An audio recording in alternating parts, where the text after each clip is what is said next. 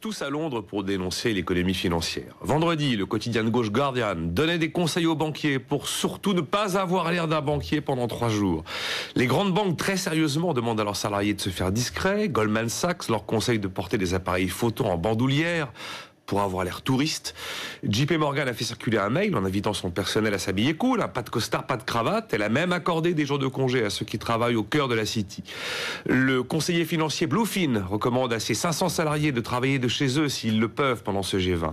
Crédit Agricole Asset Management a préféré fermer boutique pendant le sommet et certains grands banquiers anglais ont même pris pour quelques heures les services de garde du corps. Tout le monde a en tête l'attaque contre Fred Goodwin, ancien patron de Royal Bank of Scotland. Ça se passe la semaine dernière. Sa villa d'Édimbourg et sa Mercedes sont vandalisées et sa banque a perdu 26 milliards d'euros en 2008. Seulement lui, il est parti avec 750 000 euros de retraite par an et il venait juste d'être anobli par la reine d'Angleterre. J'ai peur que de véritables banquiers soient pendus au réverbère, a lancé un professeur d'université britannique à la BBC. Il a été suspendu et puis les banquiers privés suisses ont été priés de ne pas se rendre à l'étranger pendant le G20.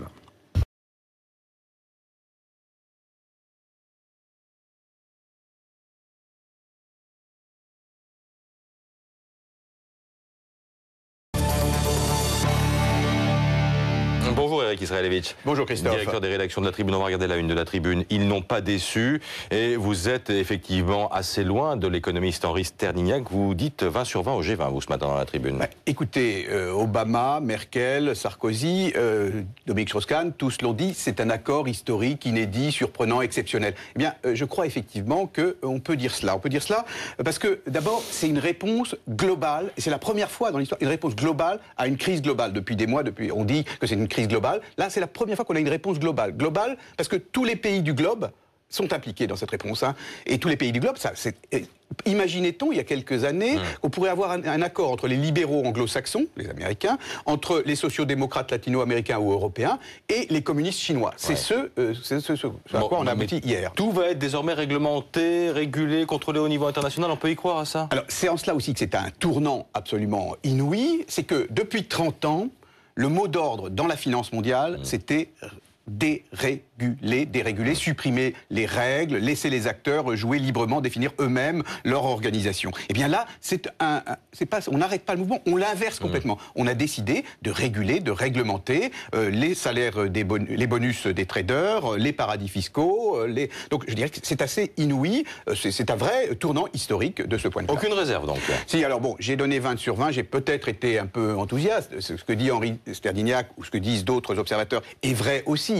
C'est que le diable est dans les détails. Maintenant, il va falloir rentrer. Je dirais, il y a eu des annonces. Maintenant, il va falloir les mettre en œuvre. La traduction en chinois, en portugais et en français de tout ce qui a été décidé, ça va pas être facile. Il n'est pas sûr que tous les pays vont s'engager avec le même enthousiasme. Tous les chefs d'État qui étaient à Londres, ils étaient obligés de signer. Parce que, si vous imaginez, si le meeting s'était terminé par un échec, c'était une catastrophe. Donc, ils étaient obligés de signer. Maintenant, vont-ils mettre en œuvre les programmes? Bon, donc, 20 sur 20, c'était peut-être un peu trop. Parce que forcément, ce matin, on pense aux ouvriers, on le disait tout à l'heure, de Continental ou de Caterpillar. C'est pas la fin de la crise, l'usine va quand même fermer, on est d'accord? Non, mais ça, je le dis depuis le début, un G20, c'est pas un coup de baguette magique, mais je dirais, pour répondre à certains, que c'est pas non plus un coup d'épée dans l'eau. Je dirais, c'est un moment dans un processus, et je dirais que le moment d'hier a été un moment décisif. Merci beaucoup Eric Israelevich, vous restez avec nous dans un instant.